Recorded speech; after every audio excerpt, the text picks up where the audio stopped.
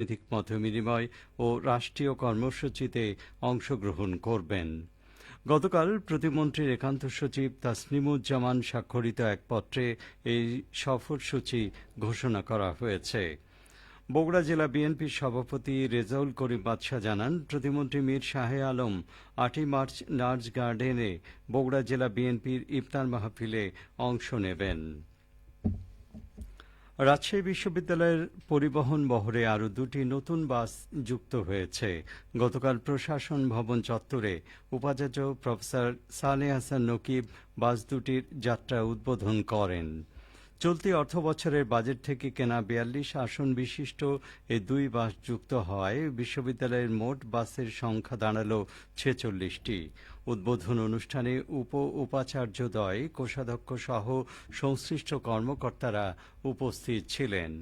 এ সময় উপাচার্য জানান, শিক্ষার্থীদের জরুরি চিকিৎসা সেবা জোরদারে আধুনিক সুবিধাসম্পন্ন আরও দুটি অ্যাম্বুলেন্স ক্রয়ের প্রক্রিয়া চলছে। বগুড়া ৩ আসনের সংসদ সদস্য আব্দুল মুহিত তালুকদার বলেছেন, যেখানে মাদক থাকে সেখানে শান্তি থাকতে পারে না।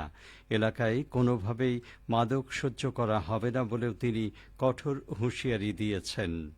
তিনি গতকাল আদমদীঘি উপজেলার ছাতিয়ান গ্রাম গাজী পাতলাপীর এতিমখানা ও এলাকাবাসীর আয়োজনে অনুষ্ঠিত গণসংবর্ধনা ও ইফতার মাহফিলে প্রধান অতিথির বক্তব্যে এইসব কথা বলেন। এ সময় তিনি আরও বলেন, পরিষ্কার করে বলতে চাই, মাদকসহ কাউকে ধরা হলে কোনো সুপারিশ চলবে না। মাদক কারবার বৃদ্ধি পেলে চুরি, ছিনতাই সহ নানা অপরাধ বেড়ে যায়। এতে সমাজে অস্থিরতার সৃষ্টি হয় এবং সন্তানদের ভবিষ্যৎ হুমকির মুখে পড়ে। মাদক বেড়ে গেলে আমার আপনার সন্তান কেউই ভালো থাকবে না। অনুষ্ঠানে ছাতিয়ান গ্রাম গাজী পাতলাপীর এতিমখানার সভাপতি মাহবুবুর রহমান ফটিক সভাপতিত্ব করেন। বাংলাদেশে স্কাউটস নাটোর জেলা শাখার উদ্যোগে স্কাউটস ওন অনুষ্ঠিত হয়েছে। গতকাল জেলা স্কাউটস ভবনে আয়োজিত এই অনুষ্ঠানে স্কাউট সদস্যরা আত্ম উপলব্ধির বাক্য পাঠ করে মানুষের কল্যাণে কাজ করে যাওয়ার দৃঢ় প্রত্যয় ব্যক্ত করেন। দোয়া ও ইফতার মাহফিলের মাধ্যমে অনুষ্ঠান শেষ হয়। অতিরিক্ত জেলা প্রশাসক শিক্ষা ও আইসিটি জান্নাতারা ফেরদৌসের সভাপতিত্বে অনুষ্ঠানে বক্তব্য রাখেন বাংলাদেশ স্কাউটস রাজশাহী অঞ্চলের উপ কমিশনার মোহাম্মদ কাহারুল ইসলাম জয়। নাটোর জেলা স্কাউটসের সম্পাদক এস.এম. গোলাম মহিউদ্দিন এবং জেলা রোভারের কমিশনার ড. আল আমিন ইসলাম। বগুড়ায় শিবগঞ্জ উপজেলার ৩টি লাচ্চা সেমাই কারখানার ভ্রাম্যমাণ আদালত পরিচালনা করে ১,৫,০০০ টাকা জরিমানা করা হয়েছে।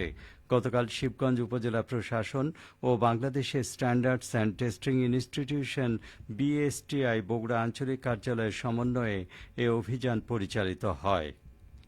অভিযানকালে বিএসটিআইয়ের মান সনদ ছাড়া খোলা ও লেবেলবিহীন প্যাকেটে এবং অস্বাস্থ্যকর পরিবেশে লাচ্চা সেমাই উৎপাদন ও বিক্রয় বিতরণ করার দায়ে বিএসটিআই আইন শঙ্করপুর এলাকার ভাই লাচ্চা সেমাই কারখানার মালিককে ৫০,০০০ টাকা জরিমানা করা হয়।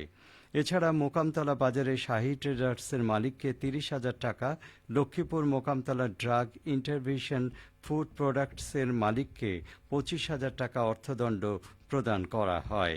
এ ঘটনায় মোট ৩টি মামলা দায়ের করা হয়েছে। শিবগঞ্জ উপজেলা নির্বাহী অফিসার ও এক্সিকিউটিভ ম্যাজিস্ট্রেট জিয়াউর রহমান ভ্রাম্যমাণ আদালত পরিচালনা করেন। খেলার খবর, ক্রিকেট। সিরাজগঞ্জে শুরু হয়েছে রামাদান টি-12 ক্রিকেট টুর্নামেন্ট ২০২৬। গতকাল সিরাজগঞ্জ সরকারি কলেজ মাঠে টুর্নামেন্টের উদ্বোধনী খেলা অনুষ্ঠিত হয়। খেলায় প্রতিদ্বন্দ্বিতা করে সিরাজগঞ্জ সুলতানস ক্রিকেট একাডেমি ও সিরাজগঞ্জ ফাইটার্স ক্রিকেট ক্লাব। তীব্র প্রতিদ্বন্দ্বিতাপূর্ণ খেলায় সিরাজগঞ্জ ফাইটার্স বিজয়ী হয়। টুর্নামেন্টের উদ্বোধন করেন সিরাজগঞ্জ জেলা বিএনপির সাধারণ সম্পাদক সাইদুর রহমান বাচ্চু। সবশেষে আবহাওয়া। আজ সকাল ৬টায় রাজশাহীতে তাপমাত্রা ছিল ১৬.৮ ডিগ্রি সেলসিয়াস। এই সময় বাতাসে আর্দ্রতার পরিমাণ ছিল ৯৭%। রাজশাহী ও পার্শ্ববর্তী এলাকায় আজ ইফতার সন্ধ্যে ৬টা১১ আগামীকাল সেহরির শেষ সময় ভোর ৫টা৬ সংবাদ শেষ হল। আমাদের পরবর্তী স্থানীয় সংবাদ দুপুর ১২টা ১০।